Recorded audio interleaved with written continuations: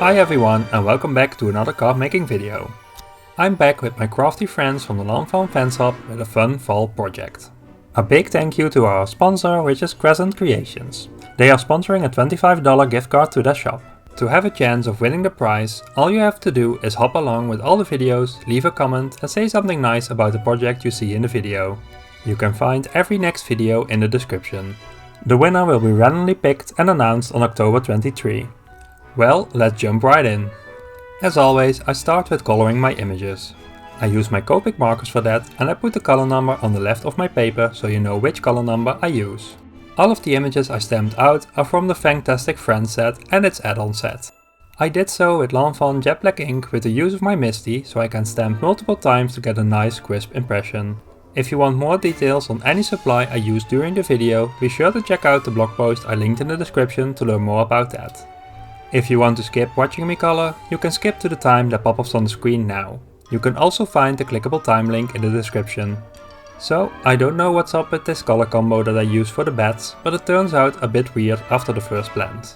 I decided to add another layer of the two colors and that seems to do the trick. It could be that my paper reacts a bit different with the colors, it might not happen with your own paper. But I wanted to tell you how I fixed it in case it does ever happen to you.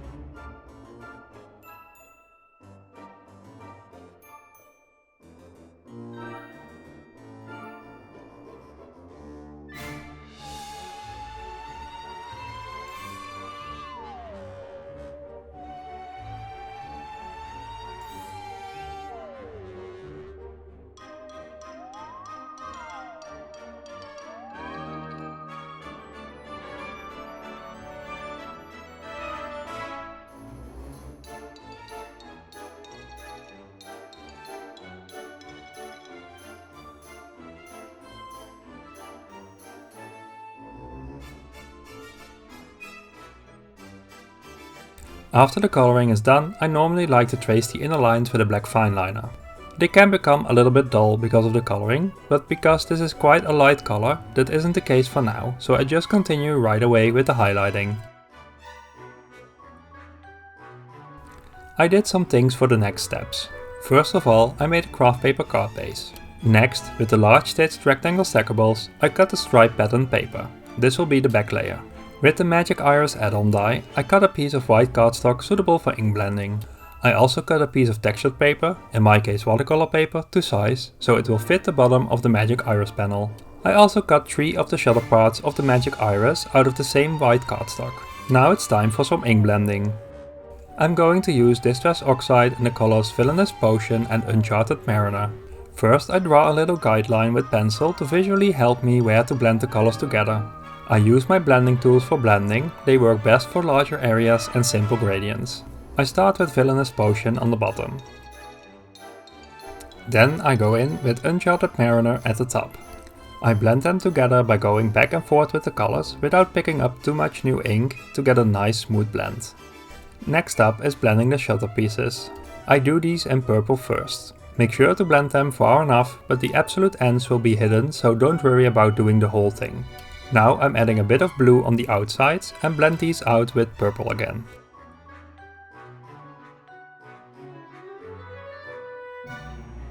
I'm spraying the shutter pieces and the Magic Iris panel quite heavily with my Distress sprayer and dab the excess off with my cleaning rag. Off screen I'm adding white and purple splatters. I'm using one of the cloud borders to cut the textured paper. I want to partially overlap the Magic Iris opening so it will look like the full moon emerges from behind the clouds. So I use the Magic Iris panel as a reference. Next up is making the moon. I use the paper piece that's left from cutting the panel. I lightly ink blend all over with Distress Oxide Pumice Stone. Now I spray some water-based silver metallic paint that I dissolved in some water and dab the excess off. Next, I take the nighttime sky stencil and use the smallest craters to ink blend on my moon. One of the craters partially falls outside of my moon, so I use a piece of tape to cover that. Now I use pumice stone again, but a little heavier, to create the craters. I repeat this on the other side of the moon. Now I'm stamping the happy from the big scripty words with Distress Oxide Dusty Concord. By the way, if you like my videos, you can support my channel by subscribing. It's totally free to do so. If you already are a subscriber, thank you! After I have a nice crisp impression, I use Villainous Potion to only partially apply on the bottom half of the stamp, so I get a nice little ombre effect. I die cut this off screen. So you see me making the scene here, but when I was adding the magic iris mechanism later on and adding the moon into that, I came to the conclusion that it's a better idea to make the scene afterwards. It's pretty hard to get the moon in right with the clouds covering a part of the opening. You can definitely get it to work, but it can also get caught in your magic iris mechanism and then it will be all for nothing. But yeah, here you can see me assemble the scene.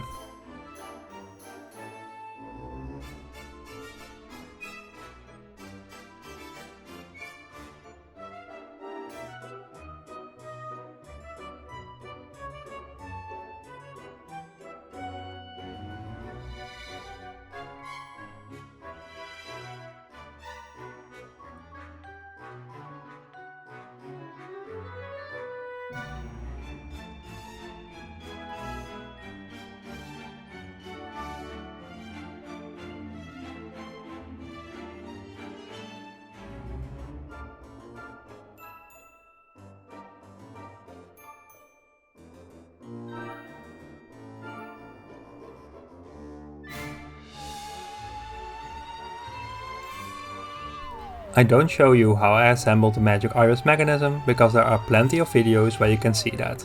I will link one in the top corner that I did earlier. But if that's not sufficient, you can always search for the video from Jennifer Maguire. First of all, I added the background to my craft paper card base using my ATG gun.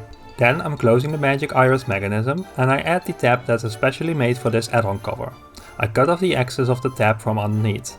Now I'm adding score tape to the 3 paper strips that you fold around the mechanism and I'm laying the front panel on top, making sure the opening is aligned right with the shutter and that the tab is aligned nicely in the notch.